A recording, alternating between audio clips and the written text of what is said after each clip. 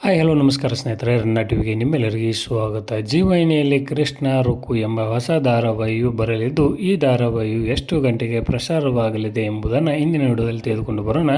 ನೀವು ಸಹಿತ ಈ ಧಾರಾವಾಹಿಯನ್ನು ಇಷ್ಟಪಡುವುದಾದರೆ ಈ ವಿಡಿಯೋಗೆ ತಪ್ಪದೇ ಒಂದು ಲೈಕ್ ಮಾಡಿ. ಬಹುತಾರಾಂಗಣವಿರುವ ಕೃಷ್ಣ ರುಕ್ಕು ಧಾರಾವಾಹಿಯು ಈಗಾಗಲೇ ಪ್ರೋಮೋ ಮುಖಾಂತರ ಸಾಕಷ್ಟು ನಿರೀಕ್ಷೆಯನ್ನು ಉಂಟು ಮಾಡಿದೆ. ಇನ್ನು ಕೃಷ್ಣ ರುಕ್ಕು ಧಾರಾವಾಹಿಯು ಮಾರ್ಚ್ 9ರಿಂದ ಆರಂಭಗೊಳ್ಳಲಿದೆ.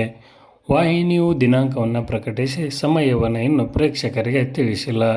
ಇನ್ನು ಕೃಷ್ಣ ರುಕ್ಕು ಧಾರಾವಾಹಿಯಲ್ಲಿ ನಾಯಕಿಯಾಗಿ ರಾಮಾಚಾರಿ ಧಾರಾವಾಹಿ ಖ್ಯಾತಿಯ ಮೌನ ಗುಡ್ಡೆಮನಿಯವರು, ಅದೇ ರೀತಿಯಾಗಿ ನಾಯಕರಾಗಿ ಅಕ್ಷಯ್ ನಾಯಕ್ ಅವರು ಕಾಣಿಸಿಕೊಳ್ಳಲಿದ್ದಾರೆ. ನವೀನ್ ಸಜ್ಜು ಮತ್ತು ಕನ್ನಡದ ಹಿರಿಯ ನಟರಾಗಿರುವ ಎಸ್ ನಾರಾಯಣ್ ಅವರು ಸಹಿತ ಈ ಧಾರಾವಾಹಿಯಲ್ಲಿ ಪ್ರಮುಖ ಪಾತ್ರವನ್ನು ನಿರ್ವಹಿಸಿಕೊಂಡು ಹೋಗುತ್ತಿದ್ದಾರೆ. ಇನ್ನು ಈ ಧಾರಾವಾಹಿಯು ರಾತ್ರಿ 9 ಗಂಟೆಗೆ ಪ್ರಸಾರವಾಗುವ ಸಾಧ್ಯತೆ ಇದೆ ಎಂದು ಹೇಳಲಾಗಿದೆ.